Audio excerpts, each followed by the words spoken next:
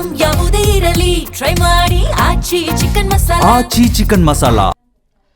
ತೋಟಗಾರಿಕೆ ಇಲಾಖೆ ವತಿಯಿಂದ ಕೊಪ್ಪಳದಲ್ಲಿ ಹಮ್ಮಿಕೊಳ್ಳಲಾಗಿದ್ದ 10ನೇ ವರ್ಷದ ಮಾವು ಮಾರಾಟ ಮೇಳವನ್ನು ಇನ್ನು 5 ದಿನಗಳ ಕಾಲ ಮುಂದುವರಿಸುವ ಬಗ್ಗೆ ತೋಟಗಾರಿಕೆ ಜಂಟಿ ನಿರ್ದೇಶಕರಾಗಿರುವಂಥ Krishna C Ukund Zee Kannada news ಜೊತೆ ತಿಳಿಸಿದರು.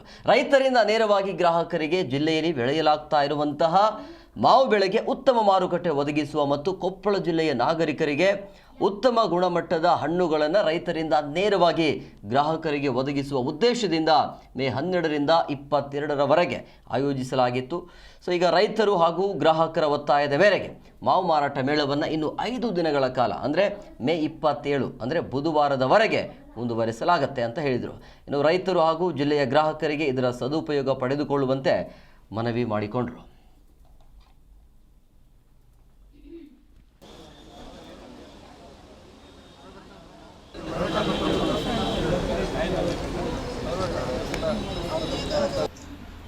ಇವತ್ತಿನ ದಿವಸ ನಾವು ಕೊಪ್ಪಳ ಜಿಲ್ಲೆಯಲ್ಲಿ 12ನೇ ತಾರೀಕಿಂದ 22ನೇ ತಾರೀಕು 10 ದಿನಗಳ ಕಾಲ ಮಾವು ಮೇಳವನ್ನು ಆಯೋಜಿಸಿದ್ವಿ. ಮಾವು ಮೇಳ ಸಾಕಷ್ಟು ರೈತರು ಭಾಗವಹಿಸಿದ್ರು ಮತ್ತು ಗ್ರಾಹಕರು ಖರೀದಿ ಮಾಡಿದ್ರು.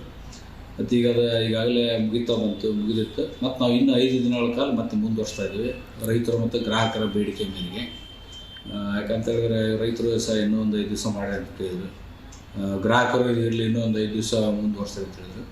ಅದಕ್ಕೆ ನಾವು ಮಾತಾಡ್ಕೊಂಡು ಒಂದು 5 ದಿವಸಗಳ ಕಾಲ 27ನೇ ತಾರೀಕುವರೆಗೂ ಮಾವು ಮೇಳ ನಮ್ಮ ತೋಟಗಾರಿಕೆ ಆವರಣದಲ್ಲಿ ಮುಂದುವರಿತೈತಿ. ಎಲ್ಲ ರೈತರು ಮತ್ತು ಗ್ರಾಹಕರು ಇದ್ರ ಉಪಯೋಗ ಪಡ್ಕೋಬೇಕಂತ ಕೇಳ್ಕೊತೀವಿ. ಈ 10 ದಿನದಲ್ಲಿ ರೆಸ್ಪಾನ್ಸ್ ಯಾವ ಥರ ಇತ್ತು ಸರ್?